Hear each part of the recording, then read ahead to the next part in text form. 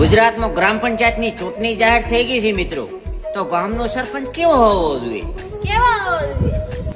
ગામનો વિકાસ કરી રોડ રસ્તા પાણીની વ્યવસ્થા કરાવે એવો હોવો જોઈએ. અને હા, એ ભણેલો ગણેલો, શિક્ષિત, નીડર અને પ્રમાણિક થવો જોઈએ.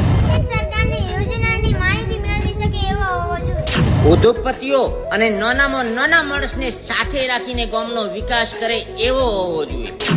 પશુપાલનનો વિકાસ કરે એવો હોવો જોઈએ. ગામની પ્રાથમિક શાળાઓમાં, ઉત્તર બુનિયાદી ને ઉચ્ચતર માધ્યમિક શાળાઓમાં, તમામ શાળાઓ સ્કૂલમાં પુસ્તકોની લાઇબ્રેરી ખોલે એવો હોવો જોઈએ.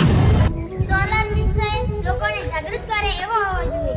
તેમજ ગ્રામ પંચાયતનું એકાઉન્ટ છે એ લોકો સુધી પહોંચે એવો હોવો જોઈએ.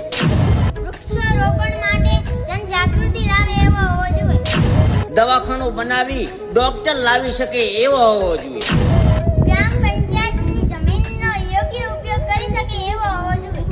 ગામડામાં ગ્રામ સભા બોલાવી યોગ્ય ઠરાવ બનાવી ઠરાવને પાસ કરીને ગામનો વિકાસ કરતા આવડવો જોઈએ.